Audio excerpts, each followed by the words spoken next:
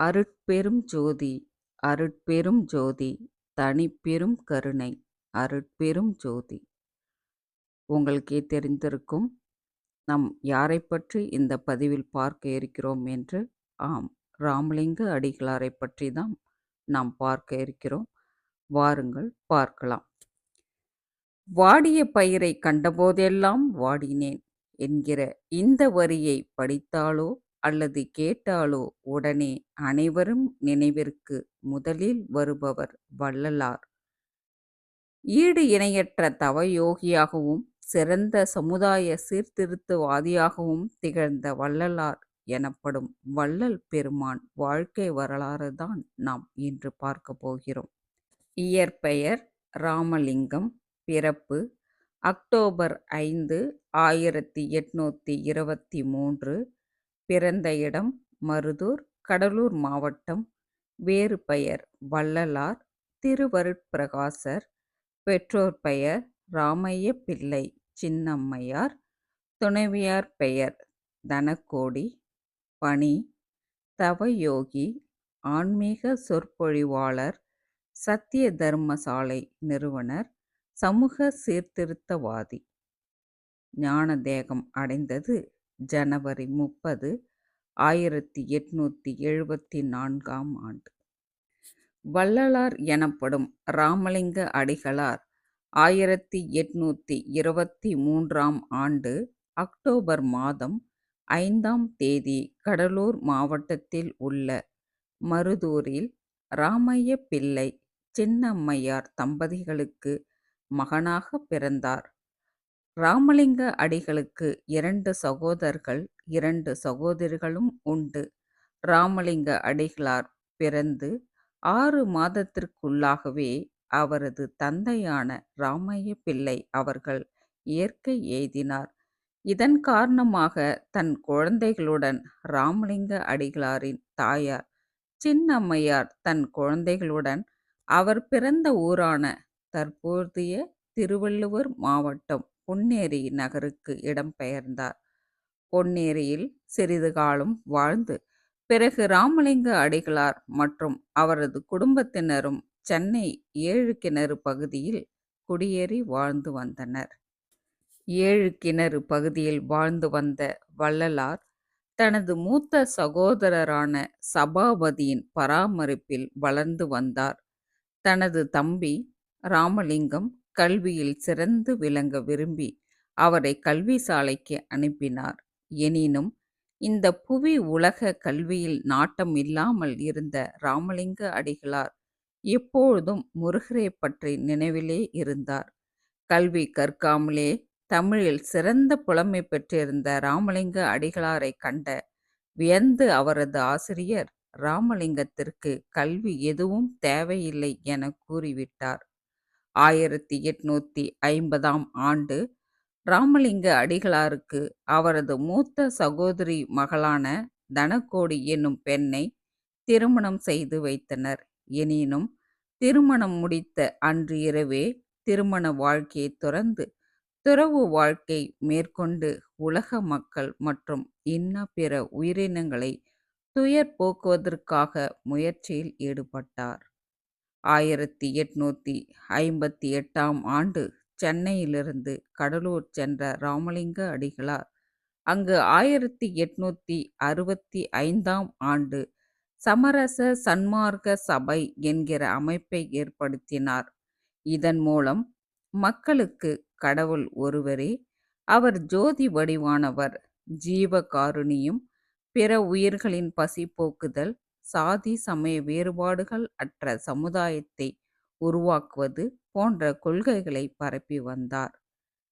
தனது யோக தியான சாதனைகளால் பல சித்திகள் கைவரப்பெற்ற வள்ளலார் அவற்றை ஆன்மீக மற்றும் பிற மக்களின் துயர் நீக்க பயன்படுத்தியுள்ளார். ஒருமுறை தனது ஆன்மீக சிந்தனை கருத்துக்களை எழுதி கொண்டிருந்த பொழுது இரவு வேலை ஆகிவிட்டபடியால் தீபத்தை வைத்துக்கொண்டு வள்ளலார் எழுதி கொண்டிருந்தார். அப்பொழுது தீபத்தில் எண்ணெய் குறைந்ததும் தீபம் அணையத் தொடங்கிய பொழுது வள்ளலார் அந்த தீபத்தில் எண்ணெயை ஊற்றுவதற்கு பதிலாக தண்ணீரை ஊற்றிவிட்டார். இருந்தும் அந்த தீபம் அணையாமல் எண்ணெய் ஊற்றியது போல சுடர்விட்டு எரிந்தது. இந்த காட்சியை அங்கிருந்த மக்கள் பலரும் கண்டு வள்ளலாரின் யோக ஆற்றலை எண்ணி வியந்தனர். ஒருமுறை வள்ளலார் அவரின் நண்பர்களுடன் இரவு வேளையில் சென்று கொண்டிருந்தபொழுது கொள்ளையர்கள் அவர்களை மடக்கி நிறுத்தி கொள்ளையடிக்க முயன்றனர். அப்பொழுது கொள்ளையர்களில் சிலர் தங்கள் கைகளில் வைத்திருந்த ஆயுதங்களால் வள்ளலார் மற்றும் அவரை சார்ந்தவர்களை தாக்க முற்பட்டபொழுது வள்ளலார் அக்கொள்ளையர்களை பார்த்து உயர்த்திய கை உயர்த்தியபடியே நிற்கட்டும் என கூற அந்த கொள்ளையர்களின் கை அப்படியே நின்றுவிட்டது.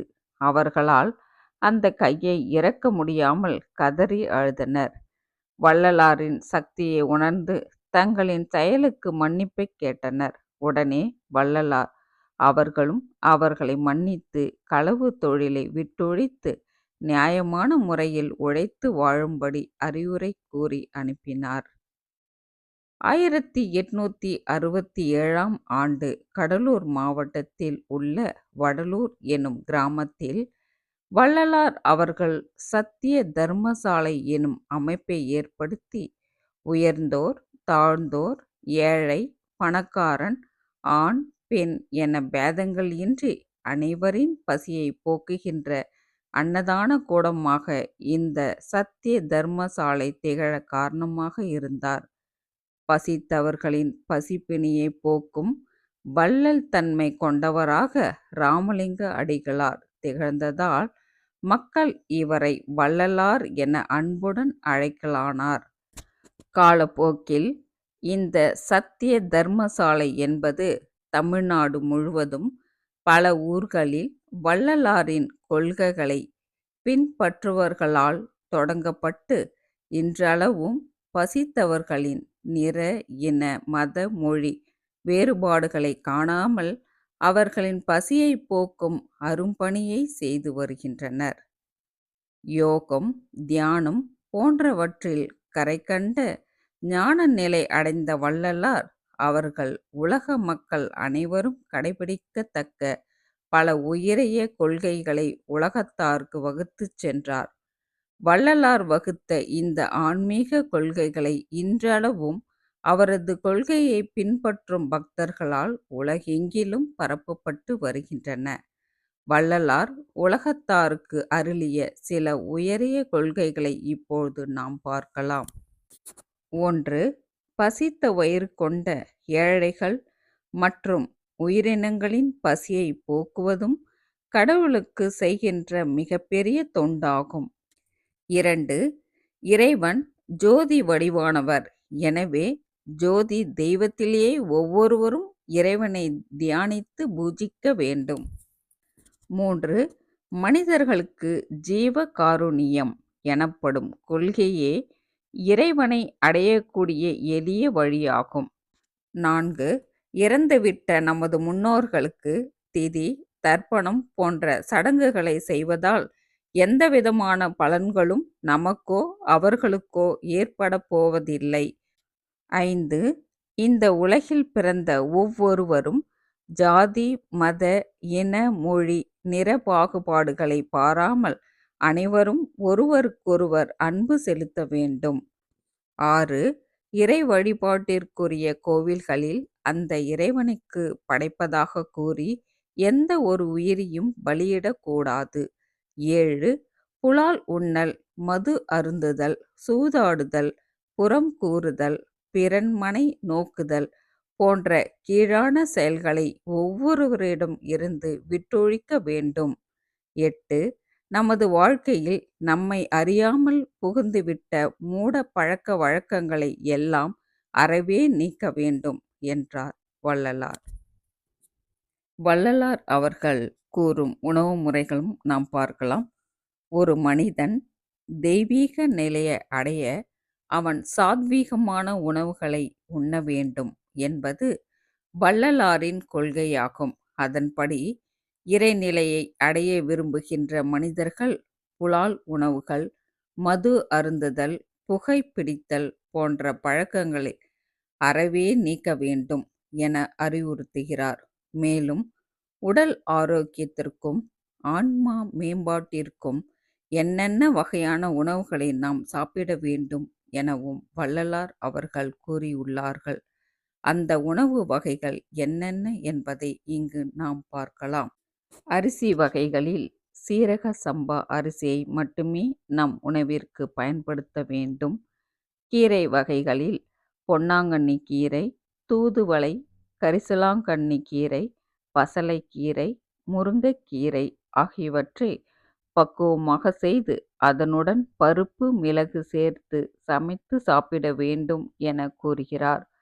பருப்பு வகைகளில் துவரம் பருப்பை தவிர்த்து மற்ற வகையான பருப்புகளை குறைந்த அளவிலே உண்ண வேண்டும் என வள்ளல் பெருமான் அறிவுறுத்துகிறார்.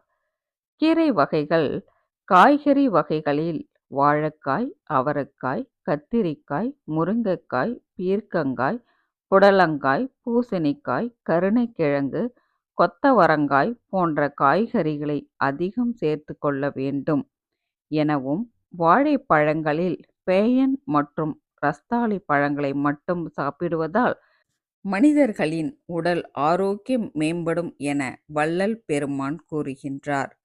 அன்றாடம் சமைக்கின்ற உணவை அன்றே சாப்பிட்டு முடிக்க வேண்டும். முன்னிரவில் சமைத்த உணவை மறுதினம் வைத்து சாப்பிடுவது கூடாது. குழம்பு மற்றும் பதார்த்த வகைகளில் உப்பு, மிளகாய் போன்றவற்றை மிக குறைந்த அளவிலே சேர்த்து கொள்ள வேண்டும். உணவில் மிளகாய்க்கு பதிலாக மிளகு அதிகம் சேர்த்து கொள்வது நல்லது. உணவு பதார்த்தங்களை தாளிக்க எப்பொழுதும் பசுநெய் மட்டுமே பயன்படுத்த வேண்டும் எனவும், உணவு பதார்த்தங்களில் சீரகம் அதிகம் சேர்த்து கொள்ள வேண்டும் எனவும், அதே நேரம் கடுகு பயன்பாட்டை முற்றிலும் தவிர்ப்பது சிறந்தது எனவும் வள்ளல் பெருமான் கூறுகின்றார். வள்ளலார் அருளிய மந்திரம் என்ன என்று பார்ப்போம். மிக சிறந்த யோகியாக திகழ்ந்த வள்ளலார் உலக மக்கள் நன்மை உற மிக சிறந்த மந்திரத்தை அருளிச் சென்றுள்ளார். இறைவன் ஜோதி வடிவமானவர் மற்றும் ஜீவகாருண்யம் ஆகிய இரண்டும் தனது தலையாய கொள்கைகளாய் கடைபிடித்து வந்த வள்ளல் பெருமான் அந்த இரு வார்த்தைகளை மக்களுக்கு எப்போதும் நினைவு கூறத்தக்க வகையில் இந்த அற்புதமான மந்திரத்தை இயற்றியுள்ளார். அருட்பெரும் ஜோதி, அருட்பெரும் ஜோதி, தனி பெரும் கருணை, அருட்பெரும் ஜோதி, அருட்பெரும் ஜோதி என்பதே வள்ளல் பெருமான் உலக மக்களுக்காக அளித்த மிக சிறந்த மந்திரமாகும். இந்த வள்ளல் பெருமானின் மந்திரத்தை தொடர்ந்து உச்சரிப்பவர்களுக்கு அகத்திலும் புறத்திலும் இருக்கின்ற தீய வினைகள் அகலும், ஜீவ காருண்யம் பெருகும், தீராத நோய் நொடிகள் ஏதும் அண்டாது, கடன், வீண் விரயங்கள் போன்றவை ஏற்படாமல் காக்கும், குடும்பத்தில் மகிழ்ச்சி பெருகும், தீய குணங்கள் நம்மை விட்டு நீங்கும், நல்லோர் நட்பு அதிகரிக்கும், தீயவர்கள் நம்மை விட்டு விலகி செல்வார்கள். வள்ளலார் ஞான தேகம் அடைந்தது. தன் வாழ்நாளில் சாதி சமய வேறுபாடுகள் அற்ற சமுதாய உருவாக்க அரும்பாடு பட்டவரும், மக்களுக்கு மெய்ஞான இறைவழியை காட்டி அவர்களை இறைநிலையை அடைய தொடர்ந்து முயற்சித்தவருமான வள்ளல் பெருமான் எனப்படும் வள்ளலார் அவர்கள் 1874ஆம் ஆண்டு ஜனவரி மாதம் 30ஆம் நாளில் தைப்பூச திருநாள் அன்று வடலூரில் உள்ள சித்தி வளாகத்தில் ஒரு தனி அறைக்குள்ளாகச் சென்று தாழிட்டு கொண்டார். தான் தாழிட்டு கொண்ட அறையை யாரும் ஒரு வருட காலத்திற்குள்ளாக திறக்கக்கூடாது என தன் சீடர்களுக்கு கட்டளையிட்டார். அதன்படியே ஒரு வருட காலம் கழித்து வள்ளலார் தாழிட்ட அறையை திறந்து பார்த்தபொழுது அங்கு வள்ளலார் இருந்ததற்கான அடையாளம் ஏதுமே இல்லை என்பதைக் கண்டு அவரது சீடர்கள் வியப்புற்றனர். ஈடு இணையில்லா தவ யோகியாக திகழ்ந்த வள்ளலார் ஒளி உடல் பெற்றவர் என்றும், எனவே ஜோதி வடிவான இறைவனுடன் தன்னுடைய தேகத்தை ஒளி வடிவாகி கலந்துவிட்டார் என அவரது சீடர்கள் நம்புகின்றனர். அதன்படியே இன்றும் தைப்பூச திருநாள் அன்று சித்தி வளாகத்தில் வள்ளலார் ஜோதி நிலை அடைந்த அறையில் ஜோதி தரிசனம் பக்தர்களுக்கு காட்டப்படுகிறது. மேலும் நல்லதொரு பதிவில் உங்களை நான் சந்திக்கிறேன். நன்றி. வாழ்க வளமுடன்.